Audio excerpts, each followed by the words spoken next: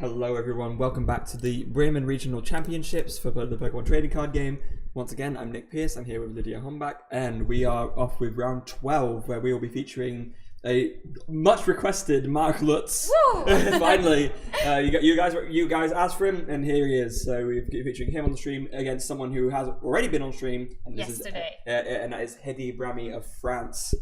So seems like they are ready to start their match.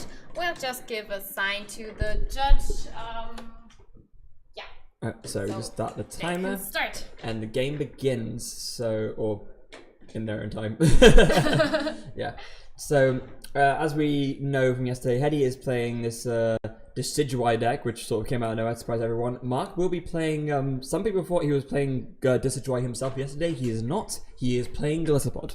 Yeah, not a Golisopod player. This Golisopod deck proving to be very popular and very strong. This is I think it just goes to Golisopod is one of these decks that I'm not sure if you've noticed this, Lydia, but a lot of the decks that do well in Pokemon seem to be decks that do a lot for very little investment, and Golisopod is one of these cards because 1 energy, 120 damage. That's huge. It doesn't seem like, because it doesn't get knockout straight away, but the fact that you can just like keep doing it over and over again, it's for 1 energy, it is, as I said, a huge amount of damage. So it has a pure efficiency.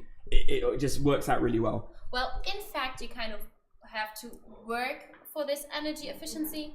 So, because you always have to switch into Golisopod, but still, we already saw that there are different strategies to make this happen quite often. Yeah, you can Ace a Roller to pick up a damaged Golisopod. You can just float stone and retreat. You can use Guzma, which is always like built because of Golisopod and Guzma's Pokemon. It's like kind of built that way on purpose so that the two work together. But there's so many ways of actually triggering it to the point where it's actually normally not even that much of a struggle.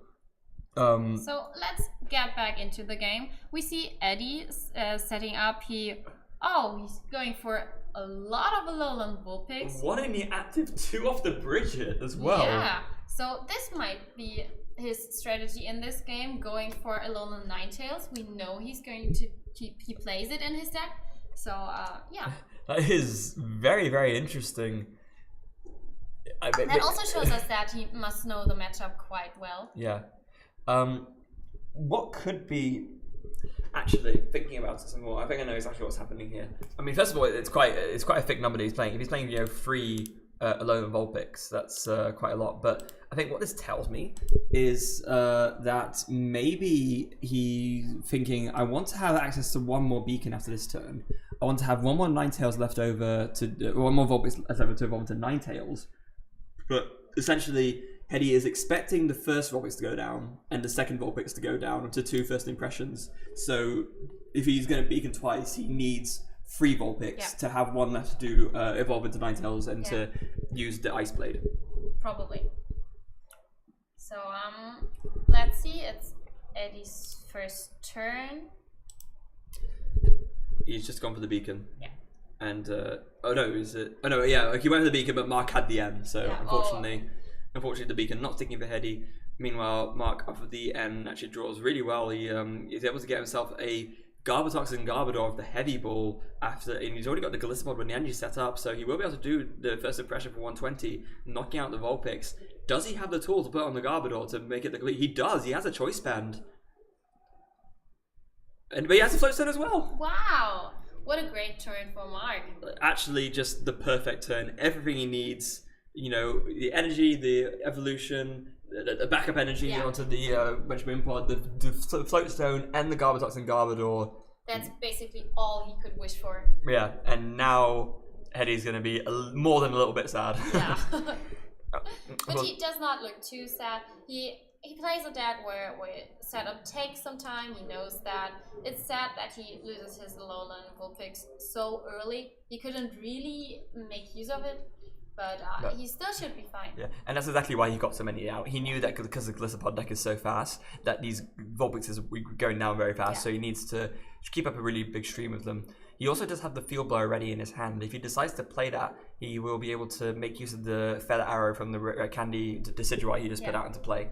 But he might even think, hold on, maybe I don't need my abilities this turn, and I can just actually hold the Field Blower, wait, and then until Marc has 2 tools down, and that way I get more value out of it.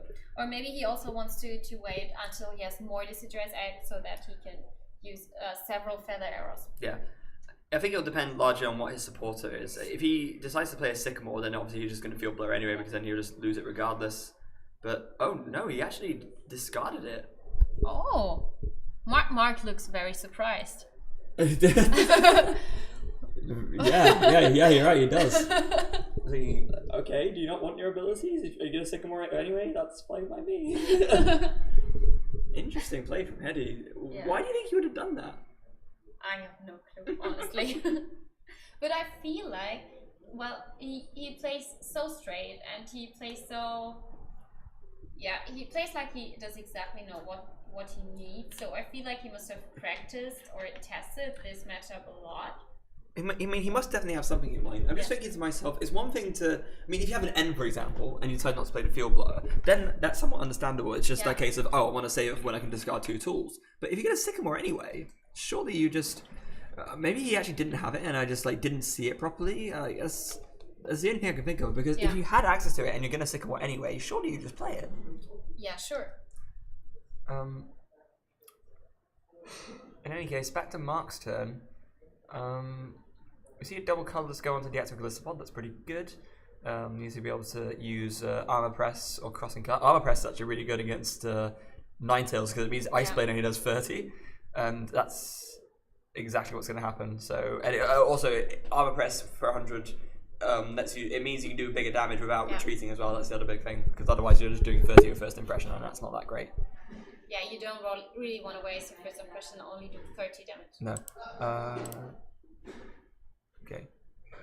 Yeah. So we had a quick look at the chat. It looks like indeed Heddi did Ultra Ball away the Field Blower. Maybe that was the only option he had. Maybe if he didn't discard something else, then he'd have no draw supporter. That's understandable as well, obviously, in that case. But yeah. In any case, a really well-timed Guzma from. Oh. It looks like someone just knocked the camera setup. Knocked the cable. Okay, I'm going to fix that. Yeah, guys, we'll be right back here. This we've got quite a bit of a complex setup, and sort of the way we've got everything wired over to where the feature match area is. But I think there's some people with some boxes moving some stuff around, and it looks like our USB extension to the feature match area has just been knocked. So we're going to try and see if we can get this fixed. But this this is obviously really bad. We're really sorry, guys. We're going to try and get this fixed straight away. In the meantime, we're just going to go to a quick break.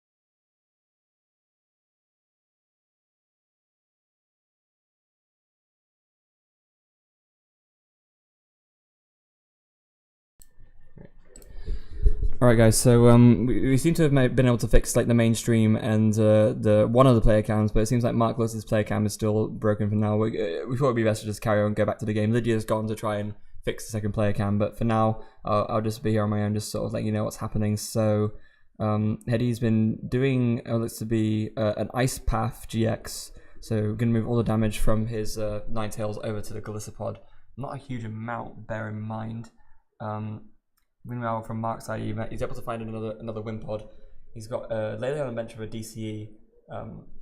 Might be able to make some use of that later.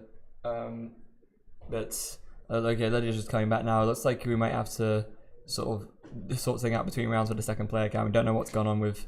It's just gonna have Marc's frozen face for the rest of this game.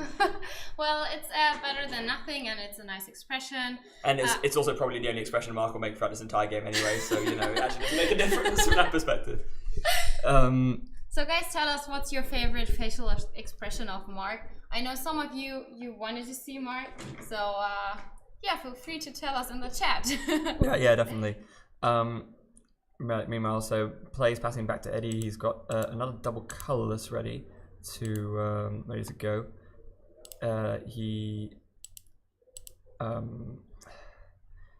It's so another.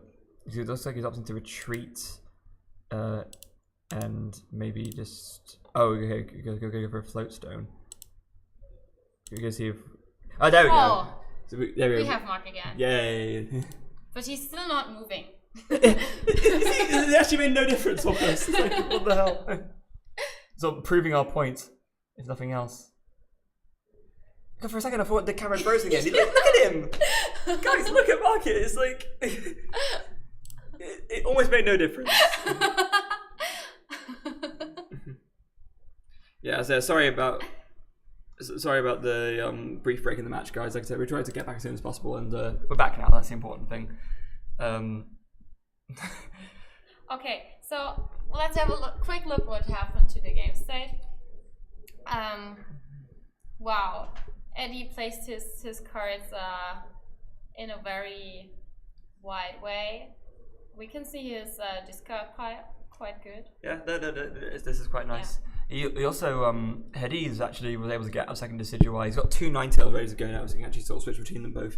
One thing whilst you were gone, excuse me, Lydia. Oh, no problem. Yeah, one thing whilst you were gone, Heddi did do an ice path, so he actually moved all the damage from his Ninetales onto the Golisopod, but wasn't able to take a knockout with it. Oh. It was just to heal a little bit, essentially. I think stop the KO from happening later.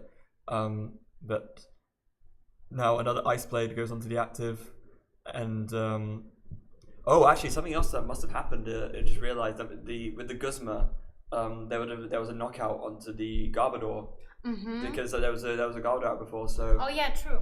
So this is really good for Heddi. That means that now Marc needs to get down a Trubbish. We also see Marc now playing a Tap Coco promo.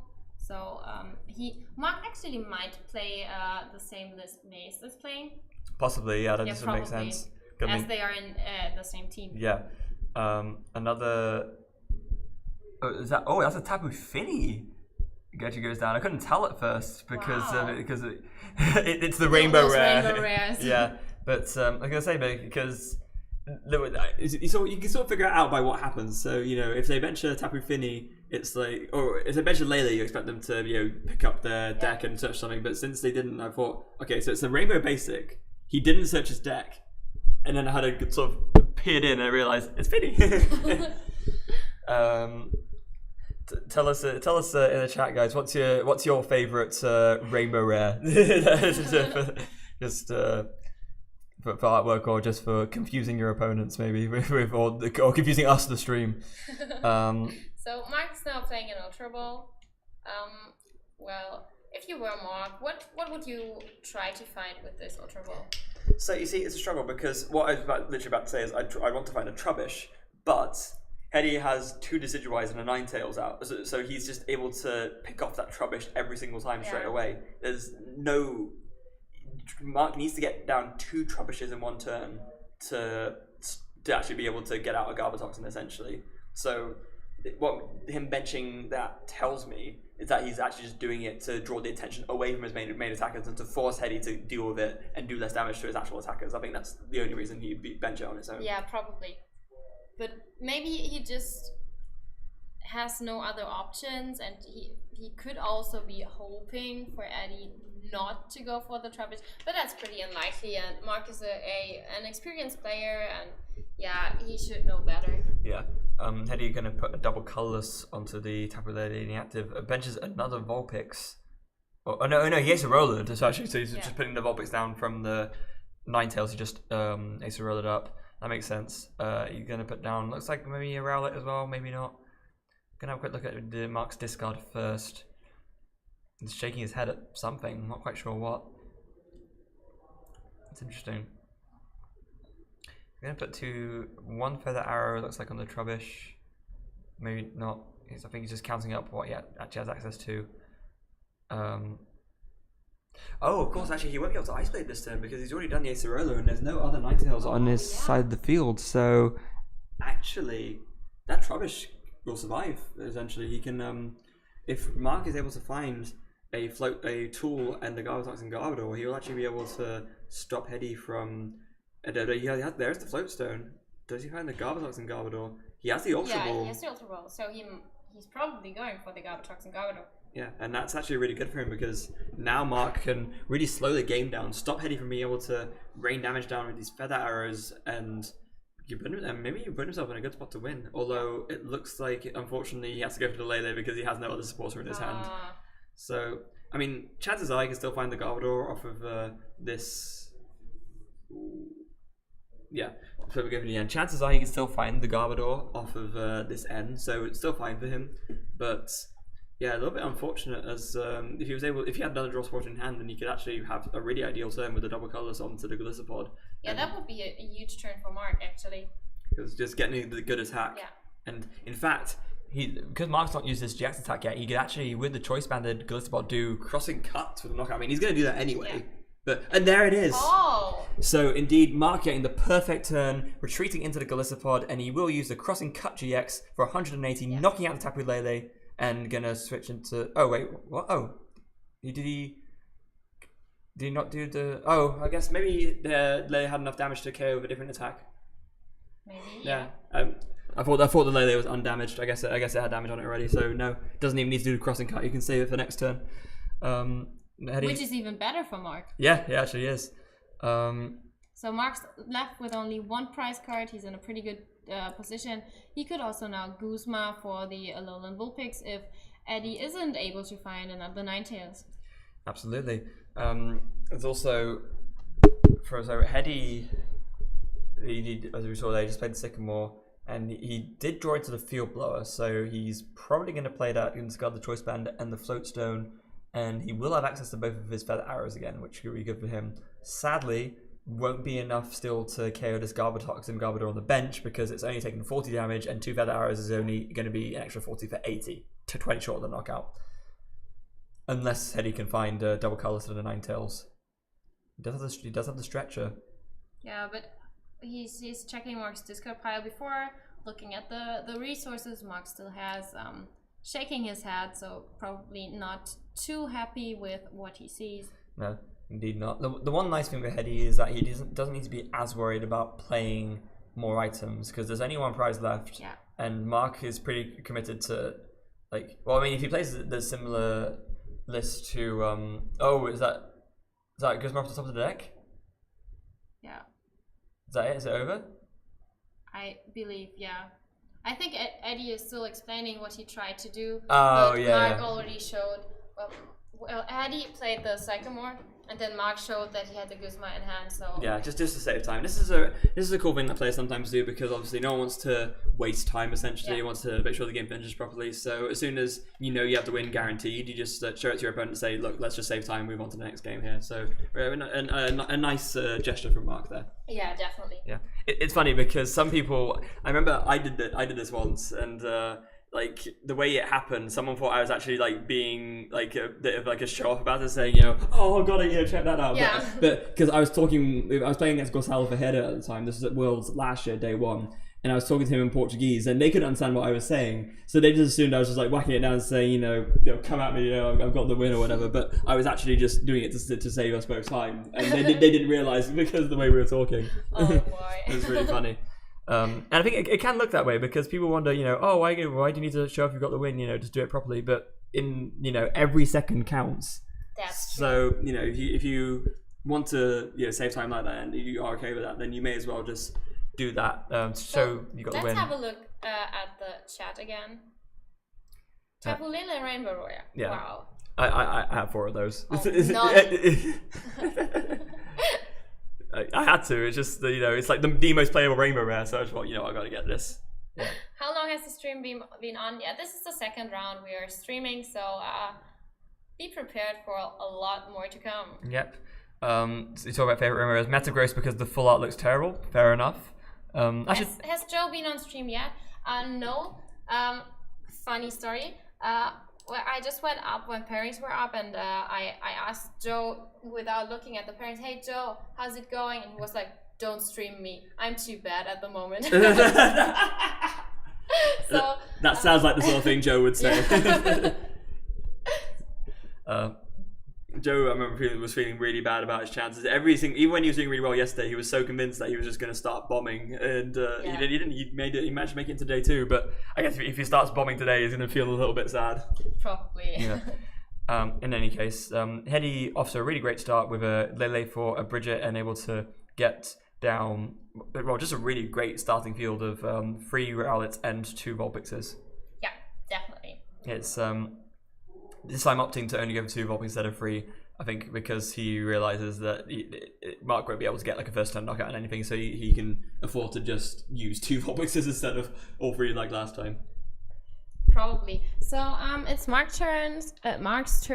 We see him play an Ultra Ball, probably going for the standard Tapu Lele, Bridget. Oh no, it looks like Tapu Lele Sycamore. Marc probably had no other draw support, so he wants to make sure that he has access to more cards. He's not stuck with his hand. Going for Sycamore also means that he has no important resources on his hand, and he wants to make sure he draws as many cards as possible. Oh, he actually has 2 float stones he can attach, so he only loses 1 Ultra Ball, which isn't too bad. Yeah, one option he could have done is he could have done Ultra Ball for a Tapu Lele for a Bridget, and then use the other Ultra Ball for another Tapu Lele, and then Sycamore next turn. Yeah. But I think he just wanted to use the Sycamore because he wants to get the energy attachment down, and he wants to, just see more cards. Ooh. Playing the second Ultra Ball would have also meant that he needed to discard the 2 float stones he had on hand, and this is nothing you want to do in this matchup. No, definitely not. But unfortunately for Marc, one big miss for him was the Wind Pod. He has no Wind Pods out on his side of the field at all, so there will be no Golisopod attacks next turn, and the Field Blower on the 2 float stones as well. Ooh. Well, this was actually a pretty huge turn for Heddi, as Marc already lost 2 of his float stones. I assume he's playing 4? I would 3 to 4. I would assume so. 4. Yeah. So half of his float stones are already gone. At least. At least, yeah. It might even be 2/3. But on Marc's side, he was able to do the flying flip, so that's still pretty cool. He can do 20 to everything and really force Marc can force Heddi to really have to play keep up with finding rare candies and Decidueyes and finding Dartrixes, because if he doesn't, free flying flips will actually knock out 5 of Heddi's 6 Pokemon that are out right now. Wow. Yeah, that would be huge for Marc. Heddi knows that, so that's why he's going for are those Decidueyes? Yeah. Both Decidueyes. He must have 2 rare candy in hand. Oh, so meanwhile, Marc, after a much better turn. Oh, he does have the Tapu Lele, so he's going to go for the N 1,000% here. There it is. And I mean, you can't leave your opponent with this. 2 Decidueyes, and no, exactly not. Also, this could be the opening of a huge win play for Marc. Yeah. If Heddi misses evolutions, I think Marc just wins the game by KOing 5 Pokemon, leaving Heddi with nothing. Yeah, this is really huge. Let's see what both of these players get from their ends. Yeah. Or the end. I think, actually, to be fair, even if Heddi even if he only hits like 1 or 2 evolutions, Marc still takes an insane amount of prizes off this, so no matter what, this is actually just a really insane turn. So another flying flip? It's a big turn for Heddi. What does he have? Wow. He does not look too happy. No, does he actually have nothing to work with? He has at least 1. That's something, but does he have anything else to follow it up with? He has a float stone. Okay, let's see. Oh, he has a Sycamore, so... But he does not look too happy. Looks like he has to get rid of a lot of resources. Yeah, but I mean, he has to. If he does not find all the evolutions now, this game is as good as over. So we see Decidueye. That's only helpful if he draws a rare candy as well. He does have 1. Okay. So I think this is just about enough to make it so that he doesn't lose outright. I mean, he's still probably gonna lose 3 prize cards. It's still kind of brutal, but at least he doesn't just lose the game. Yeah, that's true. And he's not in such a bad position. This is how the cable went down last time. Okay, no matter. let's concentrate on the game again. Yeah. Just hope that. Oh, double max potion. Ooh. Was that 2 or 3 max potions? I'm not sure. I think he healed both Alolan and Vulpix. But there was a Rowlet too. I think he actually played 3. 3 max potions. Either that one has a damage counter we can't see, but wow, Heddi is from the brink actually successfully managed to endure this double flying flip threat. Wow. A very, very impressive turn for Heddi. And now just going for the beacon, gonna get himself 2 Decidueyes, and from what looked like the verge of defeat, Heddi manages to clinch his way back, finding pretty much everything he needs to make that flying flip no longer a threat. Yeah, definitely. Can't ask much more than that. And Mark will not be happy about how he always had a chance of just winning the game outright, but it did not work out. Definitely not. So, Mark's putting a double colorless energy on a Tapu Lele, I guess. It's something shiny. I'm assuming it is a Lele, because he benched it last turn to search for a Sporter, so for search for the end. So yeah, it is. And there comes the Guzmar. Yep. On the Datrix, and that's a knockout. Yeah. So that's still a really good turn actually. I mean, that is the other thing. Although Mark wasn't able to have that insane turn, I think he's still in a very good spot to win, because he's got those setups now. He's got. Yeah, he's got. Sorry, that was the. Like I was saying, that was a trolley from before that messed up our stream, but it looks like it's. It's gone. Yeah. Don't worry, guys. Clear the danger. There's a rescue stretcher from Heddi. He's gonna choose to actually put back to hand instead of shuffling in. Maybe. I'm not sure if you can. I think he might shuffle some cards in, as he already. Oh no, he's taking Tapu Lele back to his hand. Probably now going to use the Wonder Tag ability. Yeah. His hand right now consists of Decidueye, Stretcher, Choice Band, and the Lele he just got back. Looks like the Choice Band is going to find itself attached to maybe the Lele, maybe the Ninetales, maybe neither. If he's playing an N, then I guess he might end up. Sorry, is that someone coming in? If he plays the Lele and he gets an N, then it might make sense to not attach the Choice Band, because maybe he just wants to save it for later when he actually wants to choose what it's best to go on. But he's really agonizing over it actually. Yeah, because at the moment it does not really make sense to attach a Choice Band. He has not really an attacker set up so far, and Mark's in a pretty good position. And well, if he attaches the Choice Band somewhere, Mark could also decide to go for the Pokemon with the Choice Band attached to it. Yeah, although on the basis of Heddi taking the Sycamore from the Wonder Tag, I mean, now he just has to attach it, because there's no reason not to, but we need to see what he actually decides to put this on. And he's got a second rescue stretcher as well, but again, really agonizing about actually what to use this for. He looks like he's decided to go for the Dartrix to hand. Yeah. And now he's got Choice Band. Gonna put it on Lele in the end, sort of, preserve that. Doesn't really need it onto the Ninetales, and the Sycamore will follow. Actually, I was hoping for some good facial expressions of Mark, but so far I think Eddie is even more interesting to watch. Yeah, normally Mark is like the king of the reactions, but the one thing I'll always remember from Mark is on one of his streams he like misclicked something to misplay, and like his reaction was just like, "Wow, BTCGO!" Like we all, Joe shared that one with us, because I actually wasn't watching that specific stream, but he just shared it with us, and I just laugh every time I think about it. Yeah, and it's not like Mark is only on that on stream. Also in person, he is like that. Yeah, he's a very, very funny guy. So let's get back into the game. Yeah. No, I was just going to say, looks like going back to Mark's turn, after an Ice Blade from Heddi, actually Mark found himself another N. So playing that, he's he finds himself another Golisopod, some more energy. Just looks like he's probably just going to do a Armor Press. Yeah. So Armor Press for 100. Reducing Eddie's damage output by 20. Indeed. Too much. So let's see how Eddie's going to react to that. He's now checking Mark's Discord pile. Do you remember what options he had on his hand? I know I didn't take a good look. I saw what Mark had, but he didn't really do much with it. Heddy's hand wasn't not so much. So there comes a second Decidueye. It's pretty good. Sadly, Mark was able to find the tool for the Garbodor and Garbodor recently. Still, it's a choice band and no float stone, so it's not the ideal tool, but it doesn't hurt too much. No, especially I think we mentioned this yesterday.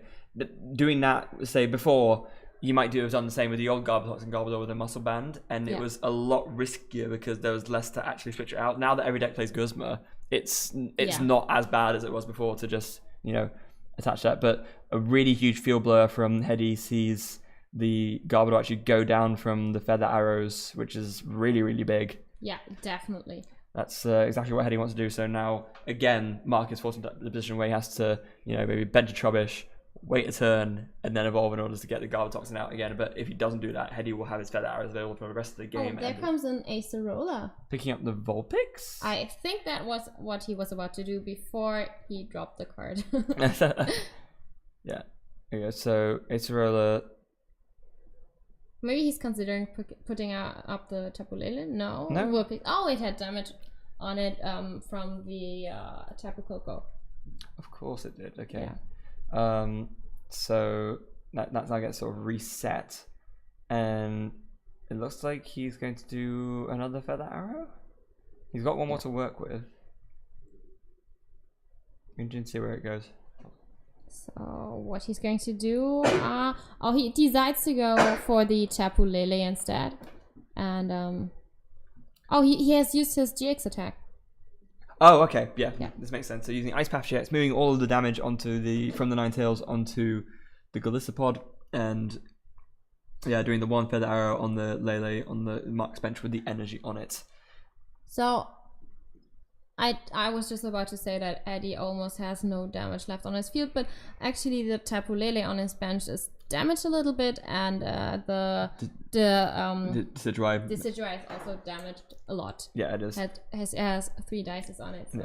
Yeah. The Mark going for the Ultra Ball, discarding what looks to be either a Trubbish or a Garbodor and a Golisopod. He needs to ideally find another Trubbish to stop Heddi from just doing like he did before and just sniping it and just being able to snipe everything. But I think the problem Mark has this time is that because Heddi has got a fresh Ninetales, there's literally no risk to doing that play, whereas before Heddi ended up not KOing the Trubbish because he had to deal with something else, or essentially stop himself from being KO'd on the Ninetales side. But now that there's no risk for Heddi to do that play again, Mark realizes I can't bench another Trubbish, there's no point, so I may as well just go all out with my attackers and try and win the game that way. And yeah, definitely. But it is not ideal. We do see a Guzma onto the Vulpix though. How comes the Tapu Koko? Is he going to go for the flying flip, or is he just going to retreat with it? I think he's just going to retreat. Yeah, this makes sense.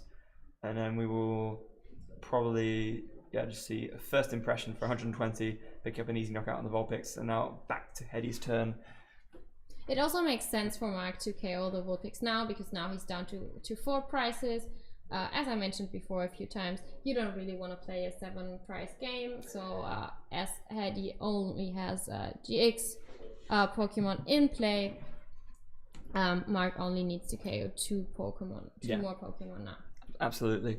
And with that as well, Heddi's damage output is not brilliant still. He only has access to 2 feather arrows and the Ice Blade.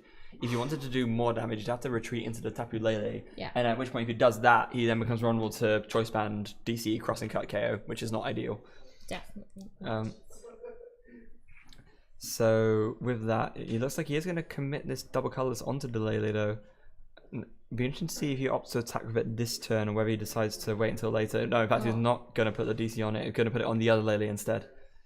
It's interesting. Is it the Lele without a Choice Band? Yes, he was going to put it on the one with... Oh, there comes another Choice Band. Okay, so it actually didn't matter too much anyway. Oh no, it does, because the one has damage. The one is damaged. Okay, so this way he gets to bring up the fresh one. So actually, it's actually really strong, because what Mark looks hesitant. Heddi as well. Yeah. I like how Mark just has no reaction. He's just like every time it's his face just I guess you can do that. Cool. Okay, my thing, whatever. Okay, down goes the Golisopod. Yeah, it's pretty big as well because that was the Golisopod with the double colorless on it. So now instead of just needing a choice band, Mark will need as mentioned before, the double colorless and the choice band. He needs to find both of those cards. But if he does find it, he can take the cross and cut KO onto the Tapu Lele, and that would be a pretty big turn. So let's see what Mark going to do. He has a Tapu Koko in the active position, which is a good thing as it has no retreat cost. So he has a lot of options still left. He does. He also he looks to have like a rescue stretcher in hand, and he has access to a Lele. So he might just bench this. Yeah, go for the Wonder Tag. See what he has access to left in his deck. I see a double colorless, but is there a choice band left in his deck? And if there is the likelihood good enough to make it worth the risk? It seems like Mark thinks it is. He is going for the Sycamore, or maybe not. Don't tease us, Mark. Maybe he's also just taking a look to calculate the likelihood a bit better. Yeah, this makes sense as well. And it looks like he's also going for the rescue stretcher, the shuffle in, not the put to hand. So he's going to shuffle in a Wimpod, Trash the Lanch, Garbodor, and the Garbatops and Garbodors, getting one of each. And I guess Mark thinking, this doesn't affect my odds badly enough to the point where I would rather just not play it and Sycamore to increase my odds of hitting the DC choice band. But that is what he's going to go for here in any case. There is a Field Blower as well, so you can use that to discard the 2 choice bands. That's pretty cool. That means that Heddi won't be able to, again, it limits Heddi on his damage output. Is there another card he wants to play? Oh, there's a Rainbow there. Is he considering just giving up on this Crossing Cut? Does he maybe? Yes, he is. So I think he's thinking to himself, it's just, no. Again, he's just really, really not sure. No, he is. Okay. So I think Mark's are thinking, it's not worth the risk. If I miss, it's a really big miss. And he did actually miss it. He got the choice band, but he didn't get DC. So Mark, again, making the correct call in not going for that. Yeah, well, Mark personally also thinks that he's a quite unlucky player, or, well, at least not a lucky player. So Mark is always playing very consistent and very solid deck lists, and he always tries to do very safe plays. Yeah, he's not a massive. I consider myself more of a risk taker when I play. Sometimes not, but there are some times where I will just go for like a really big turn, because if I win, I'll just get it. And sometimes it works out, but sometimes it doesn't. I feel like this is also why Mark is a very consistent player, and you see his name often in day 2 or even in cuts, but he's not winning a lot of events. Yeah, it's very true. A really big turn from Heddi, by the way, is we see an Acerola picking up the damage Tapu Lele. That's really big. So there's now a Decidueye in the active position. 2 other Decidueyes on the bench, so Heddi may use 2. I think it's actually a Ninetales in the active. Oh, it's a Ninetales in the active. It is. So 2 Decidueyes on the bench, Ninetales in the active. Heddi has access to 2 Feather Arrows. Let's see what he does with it. It looks like he's gone for a Skylar sort of preemptively off of the Lele. But already shuffling his deck, so he's played a supporter this turn already, the Acerola, so he can't use the Skylar, but True. I guess he's maybe just thinking that it's worth getting it now, maybe trying to bait Mark into something, I don't know. It's funny because I know for a while it seemed like Heddi could have taken quite a convincing lead. Like Mark is definitely on the back foot, but I feel like he can still win this. Like this game is very, very, very close. Well, again, they are both at a record where you don't really want to tie. You want to win, and I think both players know that a tie does not really help them. I think they would be both out of top 8 range. Is it like before tie and die? Yeah, tie and die, guys. So now Heddi again really agonizing over this decision here. He knows he needs to Ice Blade somewhere, and well, he knows to do his Feather Arrows as well. But he's thinking, do I do it on the active? Does this make sense? Maybe because another thing is, it's already damaged, so. It's like you can stop Acerola from happening, but at the same time, you don't want to invest more damage and make Acerola more valuable essentially by just piling on so much that it all gets healed in one go. So Heddi deciding to spread his damage a bit more around for that reason. And now back to Marc as he needs to like rethink his life choices. Okay, maybe that's a bit harsh, but that's just the expression he has sometimes. You know, he just always like he always sits there like. Like, what am I doing here? What is this? What is going on? Why does this whole thing even make sense? Yeah. And looks like he's going for the Guzma this time. He's going to bring up the Lele on the bench. Probably thinking to himself, well, actually, not so much that, but it looks like he just doesn't really have access to more supporters, or draw supporters specifically. Yeah. And he's actually maybe thinking about going for a Tapu Cure, actually. Oh, this might be a good play, actually. Yeah, he's not used his Jet Stack yet. The only problem is if he uses Tapu Cure, he loses access to Crossing Cut. And that's really big because that means he won't be able to take a one-shot on a fresh Lele. But if it's the best play for him, it's the best play for him. Like, it looks like instead he's just opting to bring the Golisopod to the active. And actually, the Lele had enough damage on it to the point where First Impression actually takes a knockout anyway. So Marc goes down to 2 prize cards. He only needs to KO 1 more GX to win the game. Heddi still has 3 prize cards left, so he needs to KO at least 2 Pokemon. Yeah, and Heddi there playing the end straight away, not wasting any time with that. It's kind of worked out well. One of the other advantages of not being forced into the 7 prize game is that you're off an N, you draw 2 instead of 1, which is actually a really huge difference because if you get into 2 and you draw a turn, you actually have 3 cards, which means that an Ultra Ball is actually a live card to discard for an out. Really big difference. But in terms of what Heddi's doing right now, I don't think he has the KO, or maybe he does. No, actually, that Golisopod has a lot of damage on it. So yeah, he's Feather Arrowing the bench, so he must have the KO because otherwise he wouldn't Feather Arrow the bench. No, definitely not. Unless he's doing the same thing he did yesterday. Oh, I hope Heddi learned from his mistakes. Yeah. It looks like he has. Yeah, no, it is enough. So Ice Blade.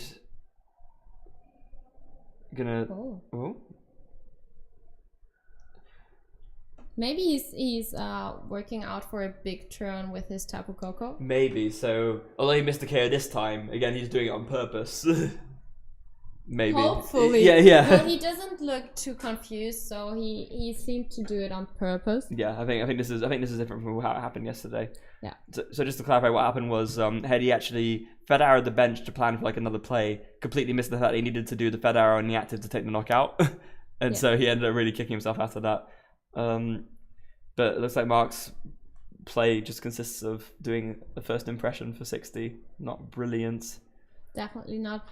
Heddi must have known that Marc's hand isn't that good, that Marc has no support, no draw support, and Tapu Koko going down, and is this enough to KO the active Golisopod? I don't think it is, because if it was, Marc would have scooped already. Yeah, that's true. What is Marc's play here?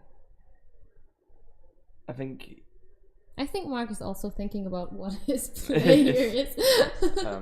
Is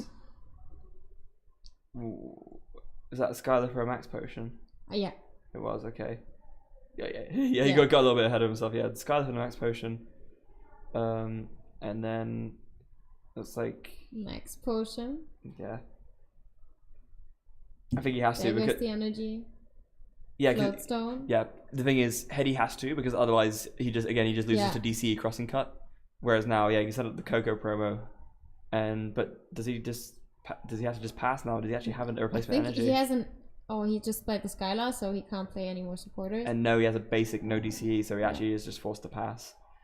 Which means that if Marc has a Guzma, this could be the game. But he's scooping. I think he scooped.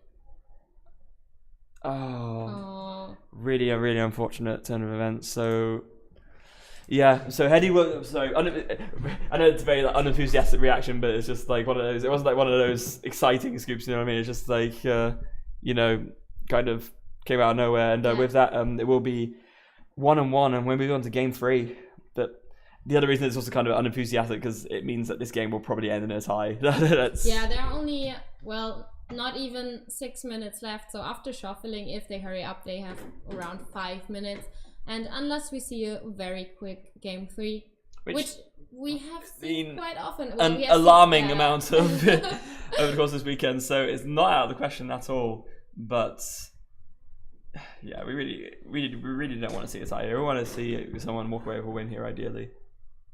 But even though a tie kicks both of them out of a top 8 range, they still don't want to lose a point, as they still have a chance to get into top 16, which also gives them some championship points and other prizes. Yeah, exactly. So they're gonna try and play as fast as possible, of course. Here, Mark, starting with, actually didn't see what he started with. And drawing to someone also means that you kind of kick someone else out of top 8 range. So especially if you're here with a friend or you're playing in a team, you also want to make sure that your teammates have better chances. Mark just benched a Feeny, attached a rainbow, and passed. But okay, so what is Eddie gonna do? Does he have a good start? Oh, there's an N in his hand. And 2 second more, but he can't play that. No. He's going for the second one. Of course. Has to be. Mark's like, okay. Would have done the same. And Heddi sees the Vulpix as well, so that's actually really strong. Yeah, he just retreat in Beacon. So yeah, what does Mark draw? Is that a Pokemon? I actually can't see what it is. It's not a supporter. It's a Floatstone. Oh, it's Garbodor and Garbodor. Okay. Can he actually take the knockout with this? Oh no, he has no psychic energy or no rainbow energy. This Trubbish needs a psychic energy to attack, right? Yeah, it does. Yeah.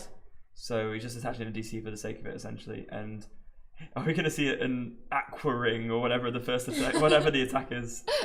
Garbotox and Garbodor. Yeah, Aqua Ring for 20, switching back into the Trash Land Garbodor. Mark's even laughing at himself, like, oh my god. Yeah. Okay, if he wasn't questioning all his life decisions before, now he is. Oh, poor Mark. Oh yeah. Has Heddi just gone straight for the Beacon again? No. A Wonder Tag. Yeah. He benched a Lele. This makes sense. Oh no, he's looking at Bridget. One attack, Bridget. Yeah. Two Rowlets. Of course, this makes sense. Yeah, this is what you want to have at the middle of, well, at least round 2. So Eddie's in a pretty good spot. What did Mark draw?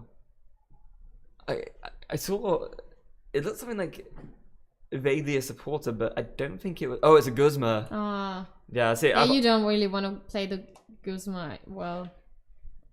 Yeah, it doesn't get him anywhere. No, it's because I thought I saw him draw a supporter, but it didn't look like a Sycamore or an N. So yeah, it looks like he's just going with the same play again. Retreat, Aqua Ring, switching back into the Garbodor. Mark looking like, wow, strong play. Yeah. Wow. Wow, much strong, very Aqua Ring. Sorry, bringing back dead memes. I'm gonna get shot for that, I know. Meanwhile, from Heddi's side, he's got both the Dartrixes out now, and he's got the Ninetales too, but actually not got anything else, so he's forced to pass afterwards. And Mark nodding his head, but it's a Trubbish. Yeah.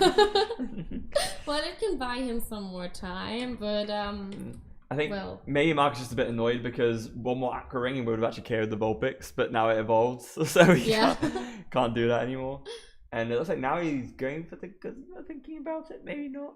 No. I mean, what use would the Guzma do? Not much, to be fair. Oh boy! Wow. Now he's doing 50 with Aqua Ring. Wow! That's incredible! Strong. Now it's using Aqua Ring for 50, switching back into the Trash Avalanche Garbodor. And now, Heddi's got 2 Decidueyes now as well, so now the pain starts. So let's see if Eddie is still able to win the game. don't think he will be able to win the game through drawing all his 6 prize cards, but maybe he's able to KO all Pokemon Mark has in game. Yeah. There comes the Guzma. Yeah. And then is he might do the GX attack here. Yeah, he does. Wow. So for those who don't know, Tapu Fini's GX attack, it lets you, if your opponent has a bench Pokemon, then it lets you shuffle the active Pokemon, the opponent's active and all cards, attach it back into their deck. So it's actually a really, really strong GX attack, and it's sort of means Heddi is 1 Decidueye behind compared to where he was before, and it looks like he just has to Skylar for a Sycamore too. Not too good. No. Maybe Eddie had an N in his hand, but does not want to play it, of course, as he does not want to give Mark a new hand. No. 1 Feather Arrow goes into the Trubbish to knock it. No, not to knock it out. I was going to say, yeah, it's got 70 HP. It's not enough. But he has got an Ultra Ball in his hand, so if you can find a Rare Candy Decidueye, then he can do it. But he might not find a Rare Candy, but he might go for the Deatrix. Yeah. I was actually just about to say, I don't think I saw a Rare Candy in his hand on second thought. So, yeah, that Trubbish will actually just survive the turn, which is great news for Mark. But time has now been called, and they're going to agree on the tie. Yeah. Mark surviving by the seat of his pants to just not lose and actually get the tie. I mean, considering at Mark's start, I think he'll probably take that over the loss, to be fair. So it's like, yeah.